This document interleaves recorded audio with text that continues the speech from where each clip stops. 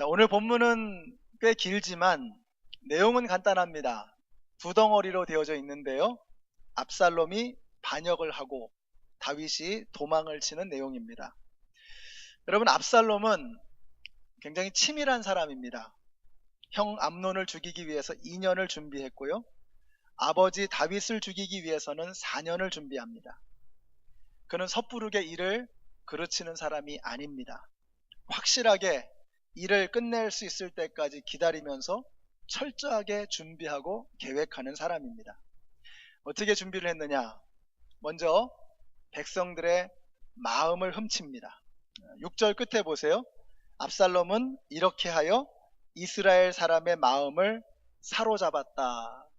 여기 사로잡았다라고 하는 표현은 너무 점잖게 번역한 겁니다.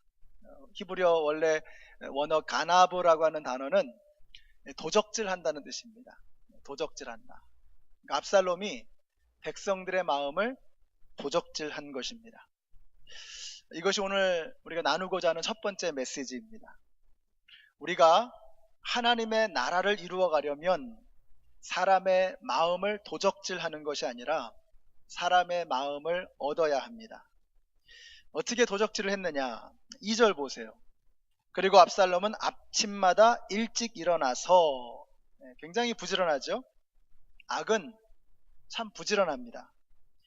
욥기 1장에서 하나님께서 사탄에게 물어보십니다. 어딜 그렇게 싸돌아다니다 왔느냐? 그랬더니 사탄이 대답을 하죠. 땅에 두루 돌아 여기저기 다녀왔습니다. 바쁜 거예요. 우는 사자와 같이 두루두루 돌아다니면서 먹잇감을 찾는 것입니다. 요즘에 우리가 잠언 말씀을 아침 묵상을 보고 있죠. 자주 나오는 말씀 중에 하나가 게으르지 말아라. 왜 게으르지 말라고 하십니까? 게으른 사람은 부지런한 사탄의 밥이 되기 때문입니다. 마침 어제 아침 묵상에 이런 말씀이 나왔어요. 게으른 사람의 밭에 가봤더니 거기에는 가시덤불이 널려 있고 엉겅퀴가 지면을 덮었고 돌담이 무너져 있다. 이렇게 표현하고 있습니다. 이 말씀은 당연히 게으르면 사업도 망하고 직장생활도 망친다, 이런 뜻이겠죠. 근데 좀 더 깊이 들어가서 이 말씀을 묵상해 보면 이 게으른 사람의 마음밭은 망가진다는 겁니다. 그 마음밭이 가시나무와 엉겅퀴로 뒤덮이게 되고 돌담이 무너져 버린다는 거예요. 그래서 황폐한 땅이 되고 만다는 것입니다. 그래서 우리는 기도와 말씀으로 우리의 마음밭을 부지런히 갈아엎어야 합니다. 예배를 통해서 우리의 마음을 부지런히 새롭게 하고 변화를 받아서 기름진 옥토밭이 되어야 합니다. 요즘에 어떤 목장에서는 그래요. 이 카톡을 가지고 아침 묵상을 같이 나눈다는 말씀을 들었어요. 한 사람이 거기 본문을 올리고 다른 사람들이 그 말씀으로 이렇게 깨달은 것을 함께 나누는, 굉장히 좋은 생각이라고 여겨졌습니다. 또 어떤 목장에서는 이 예배 시간에 늦지 말자, 이런 그 캠페인 노력을 지금 한참 이제 하고 있다고 합니다. 뭐 애들 음식 챙기랴 기저귀 챙기랴, 주일 아침에 얼마나 바쁘십니까? 그래서 전날 미리 좀 시간을 내서 딱 챙겨놓고 주일 아침에는 일어나서 딱 세수하고 그리고 이제 오도록. 늦어도 뭐 많이 늦는 것도 아니에요. 5분 10분 늦거든요. 그거는 습관이 잘못된 겁니다. 5분 10분 일찍 떠나면 되는데 자꾸 이렇게 늦는 습관을 갖게 된 거죠. 좀 일찍 와서 교회 오셔서 도너츠도 드시고 커피도 드시고 그리고 예배당에 좀 일찍 올라오셔가지고 한 5분 10분 일찍 오셔서 하나님을 먼저 기다리는 거죠. 자꾸 늦어가지고 하나님이 저와 여러분을 기다리게 하지 마시고 우리가 먼저 와서 하나님을 기대하는 마음으로, 기다리는 마음으로 예배를 준비하는 것입니다. 이게 다 습관입니다. 가만히 보면은요, 되는 사람은 되는 습관이 있어요. 안 되는 사람은 안 될 수밖에 없는 습관이 있어요. 영적인 습관이 굉장히 중요합니다. 오늘 여기 나오신 저와 여러분이 영적으로 잘 되어질 수밖에 없는 좋은 습관을 들이셔서 올 한 해는 하나님께로 조금 더 가까이 나아가시고 하나님과 함께 더 깊은 그런 친밀함을 나눌 수 있는 우리 모두가 되시기를 예수님의 이름으로 축원합니다. 근데 이 압살롬 이름을 자꾸 부르다 보면은요, 이름 좀 잘 지어야 되겠다는 생각이 들어요. 어감이 별로 좋질 않아요. 압살롬 해가지고 별로 어감이 안 좋아요. 근데 이름의 뜻은 참 좋습니다. 압살롬 하면 아비살룸 해가지고 아버지의 평강, 아버지의 평화라는 뜻이에요. 근데 압살롬이 그 누구보다도 아버지의 마음을 아프게 찢어놓지요. 이름값을 못하는 사람이었습니다. 이 압살롬, 이놈이 일찍 일어나서 뭘 하느냐? 성문 앞에 딱 가서 버티고 있는 겁니다. 성문은 송사가 벌어지는 곳이죠. 콜트죠, 콜트. 재판을 벌이는 곳이고, 사람들이 와서 함께 또 이렇게 교역도 하고 장사도 하는 그런 마켓플레이스입니다. 그러니까 트래픽이 굉장히 많은 곳이죠. 성문이라고 하는 것은 사람들이 모이는 광장, 중심과도 같은 그런 곳입니다. 거기 와가지고 사람들이 하소연하는 걸 들어주는 거예요. 어디 출신이냐고, 그런 일이 있었냐고, 정말 힘들었겠다고. 이런 건 어디서 해야 되는 거죠? 목장에서 해요, 목장에서. 이런 걸 공감적 경청이라 그러죠. 잘 들어주는 거.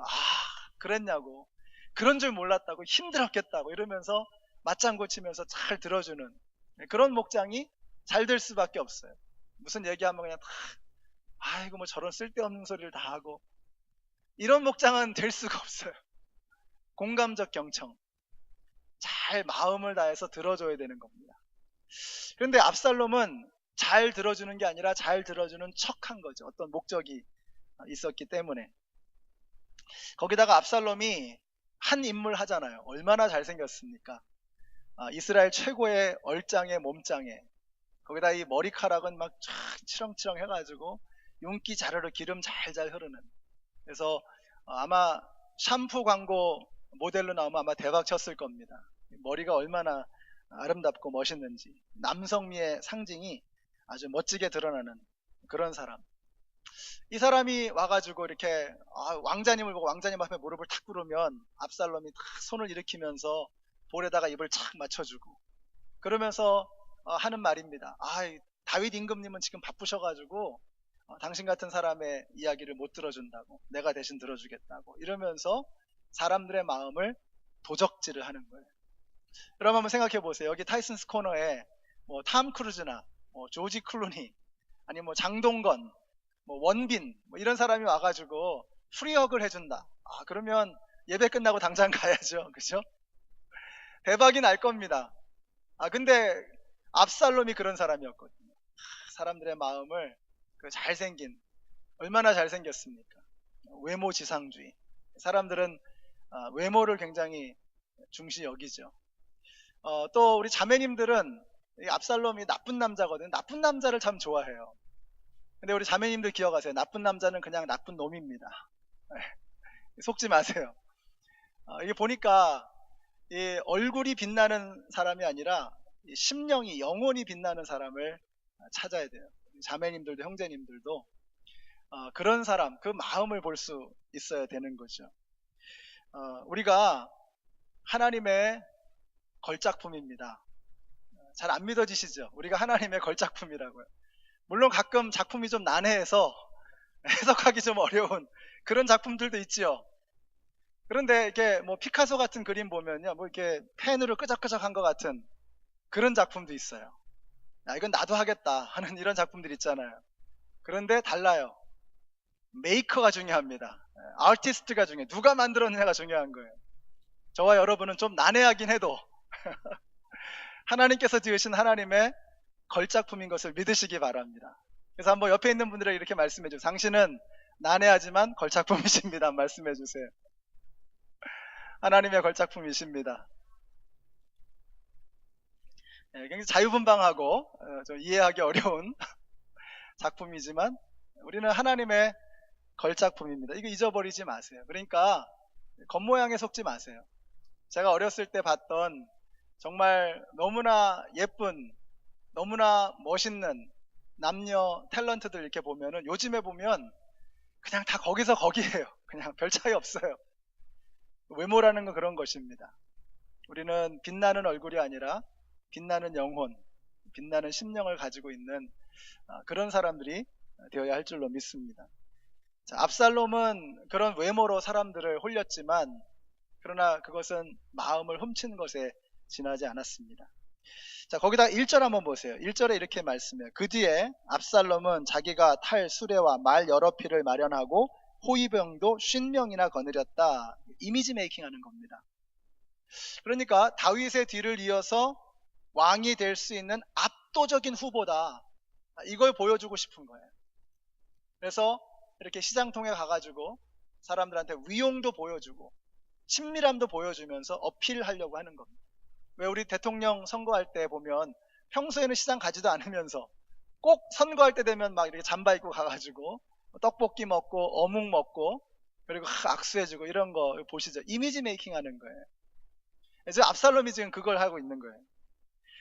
자, 이제 거사를 준비하는 것을 거의 마치고 이제 실행에 옮길 때가 되었습니다. 그리고는 헤브론으로 가게 해달라고 아버지한테 이야기를 합니다. 그러면서 이제 이런 핑계를 대는 거예요. 8절 보세요. 우리 8절 같이 읽습니다. 시작. 이 종이 시리아의 그술에 머물 때에 주님께서 저를 다시 예루살렘으로 돌려 보내주시기만 하시면 제가 헤브론으로 가서 주님께 예배를 드리겠다고 서원을 하였습니다. 하나님 핑계를 대는 거죠. 예배 드리겠다. 아니 뭐 예배 드리겠다는데 막을 부모가 어디 있습니까? 어쩔 수 없이 가라고 하는 거죠. 근데 다윗의 마음 한켠에는 좀 불안한 감이 있었을 것 같아요. 헤브론?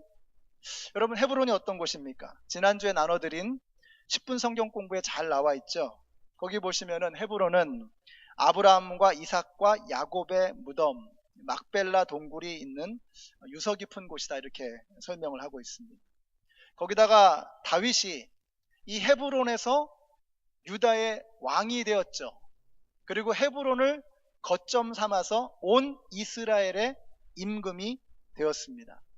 자, 그런데 다윗이 헤브론에서 예루살렘으로 옮겨가면서 좀 서운한 마음을 가졌던 사람들이 있을 수 있겠죠. 아, 우리의 왕이었는데 왕을 뺏긴 것 같은 예루살렘으로 옮겨갔어. 그럼 헤브론 사람들은 좀 섭섭한 마음이 있을 수도 있었겠죠. 정치적인 감각이 탁월한 압살롬은 바로 이곳을 반역의 거점 도시로 삼았던 것입니다. 자, 압살롬은 이렇게 사람들의 마음을 도적질합니다. 오늘 여기 나오신 우리 성도님들이 저는 얄팍한 술수로 사람의 마음을 도적질하는 사람들 되지 마시고 진심을 가지고 사람을 대하셔서 사람의 마음을 얻을 수 있는 저와 여러분이 되시기를 바랍니다. 우리 교회는 영혼 구원하여 제자 삼는 교회잖아요. 영혼을 구원하고 제자를 만들려면 진심과 헌신 말고는 다른 방법이 없습니다. 얄팍한 술수로 사람의 마음 도적질해서 되는 일이 아니에요. 이거는 진심으로 헌신과 희생으로 우리 온 마음을 다하게 될 때에만 이루어갈 수 있는 하나님의 역사인 것입니다. 그래서 우리는 사람의 마음을 훔치는 얄팍한 술수가 아니라 그 사람의 마음을 얻을 수 있는 진심을 가지고 헌신을 가지고 희생하게 될 때 그 일을 이뤄갈 수 있는 것입니다. 압살롬이 사람들의 마음을 도적질했다면 다윗은 사람들의 마음을 얻었습니다. 다윗이 피난길에 오르는데 이때라고 하는 사람이 가드 출신의 600명의 군사를 거느리고 다윗을 따라옵니다. 찾아옵니다. 자, 그러자 다윗이 뭐라 그래요? 19절 말씀 한번 보세요. 19절. 왕이 가드 사람 이때에게 말하였다. 어찌하여 장군은 우리와 함께 가려고 하오. 돌아가 있다가 새 왕을 모시고 지내도록 하시오. 장군은 외국인이기도 하고 장군의 본 고장을 두고 보더라도 쫓겨난 사람이니 그렇게 하시오. 장군이 온 것이 바로 엊그제 같은데 오늘 내가 그대를 우리와 함께 떠나게 하였어야 되겠소. 더구나 나는 지금 정처 없이 떠나는 사람이 아니요. 어서 장군의 동족을 데리고 돌아가시오. 주님께서 은혜와 진실하심으로 장군과 함께 계셔 주시기를 바라오. 감동이지요. 감동. 지금 한 사람의 군사가 아쉬울 때입니다. 600명이라면 게임 체인저입니다. 이거 가지고 판세가 뒤집힐 수도 있어요. 그런데 600명을 거느리고 온 이 사람들에게 다윗이 뭐라 그래요? 당신들 이제 그것으로 고생은 충분하오. 나 따라오면 더 고생할 텐데 그동안 외국인으로서 이스라엘 땅에 와가지고 얼마나 고생했느냐고. 더 고생하는 꼴 나는 못 본다고. 내가 힘든 상황이지만 그러나 당신들의 고향으로 가서 혹은 당신들이 원하는 곳으로 가서 편안하게 지내기를 바라오. 정말 감동인 것입니다. 자, 그런데 이때가 그때 이렇게 말합니다. 21절 말씀 같이 한번 읽어보실까요? 시작. 그러나 이때는 왕에게 대답하였다. 주님께서 확실히 살아계시고 임금님께서도 확실히 살아계심을 두고 맹세합니다만 그럴 수는 없습니다. 임금님께서 가시는 곳이면 살든지 죽든지 이 정도 따라가겠습니다. 이 사람들은 하나님을 모르는 이방 족속이었습니다. 가드 사람, 골리앗이 가드 출신이죠. 블레셋 사람입니다. 이 사람들은 하나님을 대적했던 사람들이고 하나님을 모르는 사람들입니다. 그런데 다윗이 가드로 도망쳤을 때 다윗의 사람 됨됨이를 본 거예요. 아, 이 사람이라면 내 생명을 바쳐서 함께하고 싶다. 이 사람이 믿는 하나님이라면 나도 믿고 싶다. 그래서 이때의 말에서 하나님의 이야기가 나오는 거예요. 하나님을 두고 맹세합니다. 하나님을 믿는 사람이라는 걸 고백하는 거지. 누구 때문일까요? 다윗 때문에. 다윗이 믿는 하나님이라면 나도 한번 믿어보고 싶다는 거죠. 여러분에게 이런 일들이 일어나게 되시기를 바라요. 야, 네가 믿는 하나님이라면 나는 안 믿어. 교회 안 가. 이런 일들이 일어나면 안 되죠. 당신이 믿는 하나님이라면 내가 잘 안 믿어지지만 궁금합니다.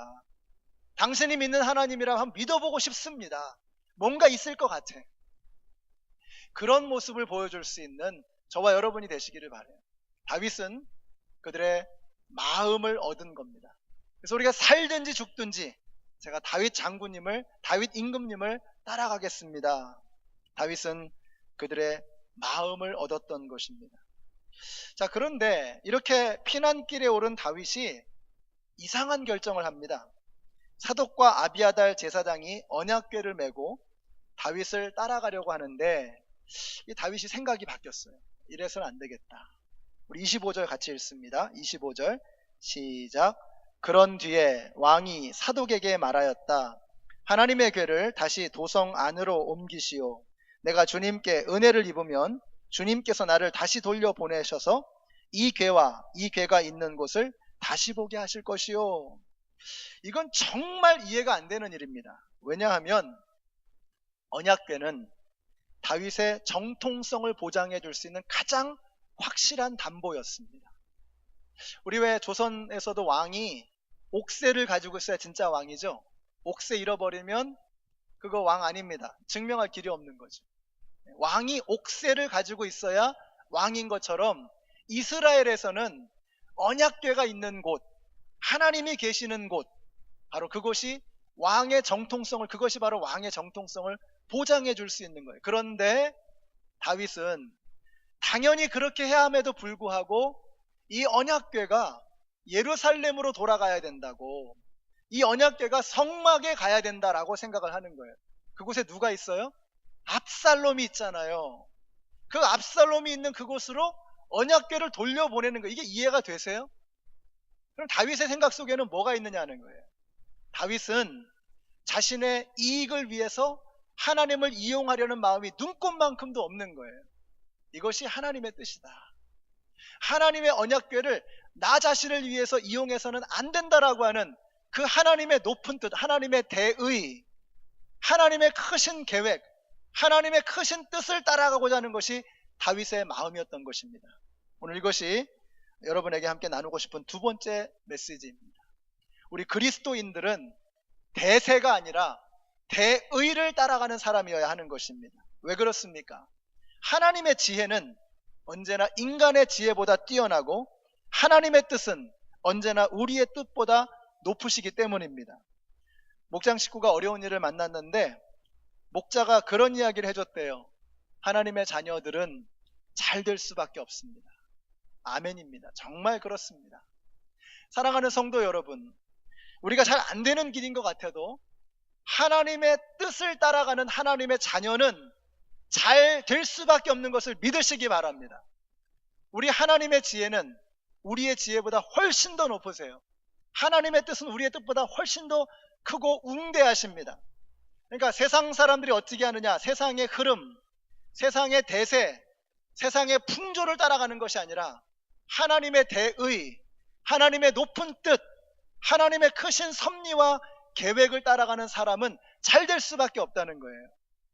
세상 사람들이 다 명품 가방 들고 다니니까 나도 명품 가방 들고, 세상 사람들이 다 비트코인 사니까 나도 비트코인 사고, 여러분 세상 사람들이 흘러가는 방향으로 어리버리하게 얼떨결에 쓸려가서는 안 되는 거예요. 우리는 대세가 아니라, 세상의 흐름이 아니라, 세상의 풍조가 아니라 하나님의 큰 뜻을 따라가야 되는 하나님의 백성인 것을 믿으시기 바랍니다. 하나님의 뜻을 따라가는 사람은 잘 될 수밖에 없는 거예요. 하나님을 믿는 사람은 하나님의 뜻을 따라가는 사람인 것입니다. 우리는 너무 개인주의화 되어져 있습니다. 자기중심적으로 되어져 버렸어요. 자기중심주의가 대세가 되어버렸습니다. 나만 잘 되면 되지 뭐, 나부터 살고 봐야지 뭐. 그러다 보니까 공동체의 의미는 다 사라져 버렸어요. 하나님의 나라, 주님의 몸된 교회, 이건 우리 생각에 두 번째, 세 번째 뒤로 밀려가요. 항상 내가 먼저죠. 내가 살아야 하고, 내가 은혜를 받아야 하고, 내가 원하는 것이 이루어져야 되고, 우리의 중심은 항상 나입니다. 그건 그리스도인이 아니에요. 그리스도인은 뭐냐? 그리스도가 중심된 사람입니다. 그리스도인은 자기의 몸이 아니라 그리스도의 몸된 교회를 위해 살아가는 사람인 것입니다. 하나님의 나라를 꿈꾸며 살아가는 사람이, 이게 그리스도인이에요. 오늘 여기 나오신 우리 성도님들이 진짜 그리스도인들이 되시기를 바랍니다. 그리스도, 예수 그리스도, 여호와 하나님 찬양하고 높이면서도 결국은 그 중심에 나밖에는 없는 나뿐인 그런 나쁜 사람 되지 마시고, 하나님을 바라보는, 하나님의 큰 뜻을 바라볼 수 있는 하나님의 대의를 따라가는 진정한 그리스도인이 되시기를 예수님의 이름으로 축원합니다. 저 어릴 때 다녔던 교회는 한 100년 이상 된 교회였어요. 그래서 3대 4대가 그 교회에 있었습니다. 너무 부럽더라고요. 3대 4대가 막 이렇게 그 교회에서 섬기는. 공동체, 가족이에요. 가족. 큰 교회였지만 가족과 같은 교회였어요. 미국에서는 교회가 크든 작든 그런 교회를 보기가 참 어렵습니다. 3대 4대째 공동체를 이루면서, 믿음의 공동체를 이루면서 함께 신앙생활에 나가는 그런 모습을 참 보기가 어려워요. 사랑하는 성도 여러분, 우리 연합장로교회를 주님을 중심으로 하는, 그리스도가 중심이 되어지는 주님의 교회로, 그리스도인들의 진정한 공동체로 만들어 가시는 우리 모두가 되시기를 예수님의 이름으로 축원합니다. 속 좁은 이기주의를 벗어버리고 하나님의 큰 뜻, 하나님의 높은 뜻을 따라가는 하나님의 백성들이 다 되시기를 예수님의 이름으로 축원합니다. 자, 이제 마지막으로 23절 한번 보세요. 23절 같이 읽습니다. 시작. 이렇게 해서 다윗의 부하들이 모두 그의 앞을 지나갈 때에 온 땅이 울음바다가 되었다. 왕이 기드론 시내를 건너가니 그의 부하도 모두 그의 앞을 지나서 광야 쪽으로 행군하였다. 광야 쪽으로 행군했다는 겁니다. 광야는 다윗에게 딱 떠오르는 그림이 있었을 거예요. 이건 고난의 길이다. 이건 얼마나 힘든 길이었을까. 다윗은 이제 광야로 나아갑니다. 그런데 오늘 우리가 본문 이 사무엘하 15장을 가만히 묵상해 보면요, 광야길로 나아가는 다윗이 조금 더 불쌍해 보이지 않아요, 사실은. 왜냐하면 우리는 이 길이 다윗에게 주시는 하나님의 축복과 사랑의 길이라고 하는 것을 알기 때문에 그렇습니다. 이건 하나님의 선물이 틀림없어요. 이것이 오늘 우리가 나누고자 하는 마지막 포인트입니다. 아무리 비옥한 옥토라도 햇빛만 내리쬐면 사막이 됩니다. 생각해 보세요. 아무리 비옥한 옥토라도 거기에 햇빛만 내리쬐면 그건 사막이 되는 겁니다.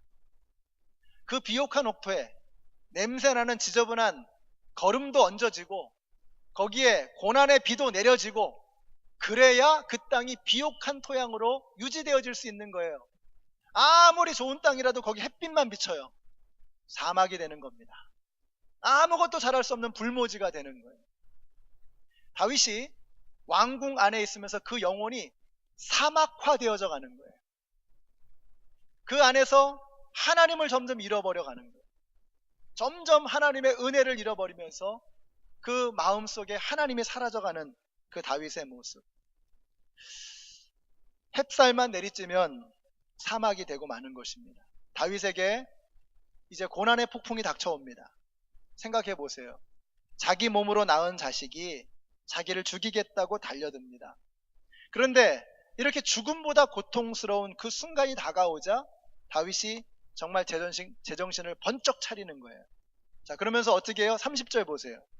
30절부터 보시면 다윗은 올리브산 언덕으로 올라갔다. 그는 올라가면서 계속하여 울고 머리를 가리고 슬퍼하면서 맨발로 걸어서 갔다. 다윗과 함께 있는 백성들도 모두 머리를 가리고 울면서 언덕으로 올라갔다. 그때 누가 다윗에게 압살롬과 함께 반역한 사람들 가운데는 아히도벨도 끼어 있다는 말을 전하자 다윗이 기도하였다. 주님, 부디 아히도벨의 계획이 어리석은 것이 되게 하여 주시옵소서. 여러분, 이 감람산은요, 이 감람산에 올라가면 예루살렘이 훤히 들여다 보입니다. 그러니까 감람산에 올라가면서 예루살렘이 보이는 거예요. 눈물이 하염없이 흐르는 거예요. 감람산을 지나가면 이제 광야가 나오는 거예요. 이제는 광야의 길로 나아가면서 백성들과 함께 하염없는 눈물을 흘리면서 엉엉 울면서, 근데 엎친 데 덮친 격으로 그 와중에 아히도벨이라고 하는 사람이 압살롬 쪽으로 넘어갔다는 거예요. 아히도벨은 이스라엘 최고의 지략가입니다.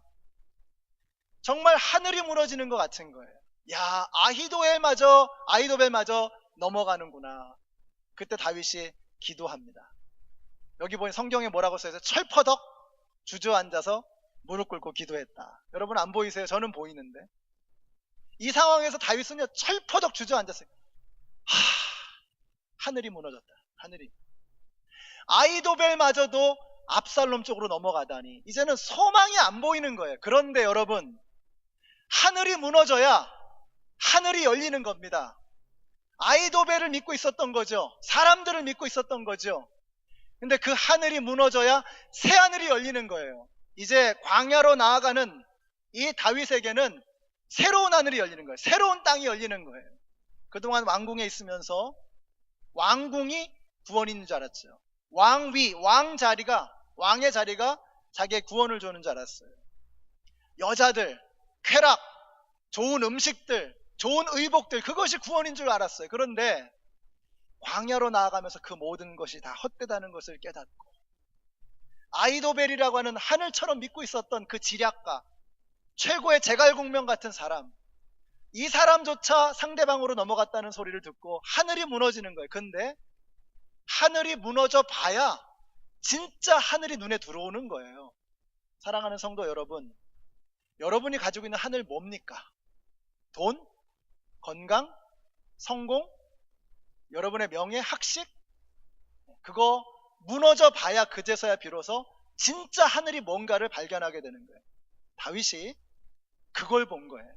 하늘이 무너진 거예요. 지금 자식이 하늘이잖아요. 우린 자식을 하늘처럼 생각하며 살잖아요. 자식이 자기를 죽이겠다고 배반하고 나서는 겁니다. 자기가 그렇게 믿었던 두뇌 중에 두뇌, 아히도벨이 배반하고 나서는 거예요. 하늘이 무너지죠. 바로 그 하늘이 무너지는 그 자리에 철퍼덕 주저앉아서 다윗이 기도하는, 하나님 살려주세요. 하나님 살려주세요.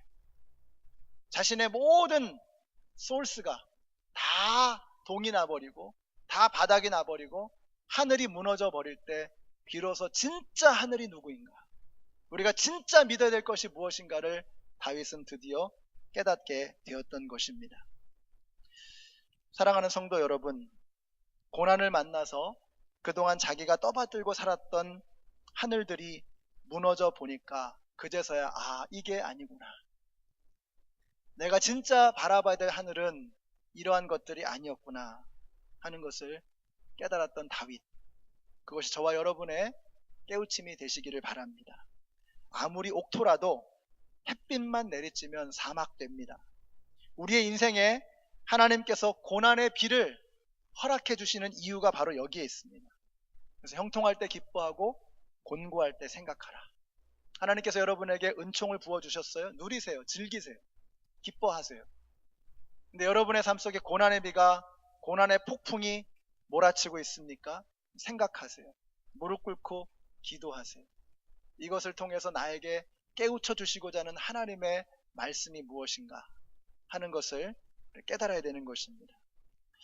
오늘 말씀 마치겠습니다. 여러분, 사람들은요, 떠오르는 태양을 항상 환영합니다. 압살롬은 떠오르는 태양이었죠. 사람들은 떠오르는 태양을 환영합니다. 그러나 우리 하나님은 꺼져가는 등불을 주목하십니다. 우리가 이걸 배워야 돼요. 우리는 세상 사람들처럼 자꾸 떠오르는 태양을 주목하고 환영하고 선망하고 동경하는 것이 아니라 꺼져가는 등불들을 바라봐요. 상한 심령, 아픈 마음들, 그들에게 하나님의 마음으로 다가가야 되는 것입니다. 다윗은 괴로웠을 겁니다. 그러나 그것은 다윗의 심령이 영혼의 사막이 되지 않도록 하시려는 하나님의 사랑이었습니다. 오늘 여기 나오신 우리 성도님들, 혹시 고난의 비를 맞고 계십니까? 다윗의 하늘들이 무너지면서 새 하늘이 열린 것처럼 우리의 사막화 되어져 가는 심령들 가운데 고난의 비가 내림으로써 하나님께서 이 심령을 시켜주시는 것처럼 오늘 저와 여러분이 다시 한번 이 어려움 속에서, 이 절망 속에서, 여러분이 만나고 있는 그 문제 가운데서 하나님을 다시 한번 만나시고 다윗이 광야에서 새로워지는 것처럼 고난 속에서 새로워지고 다시 하나님 앞에 무릎을 꿇을 수 있는 우리 모두가 되시기를 예수님의 이름으로 축원합니다.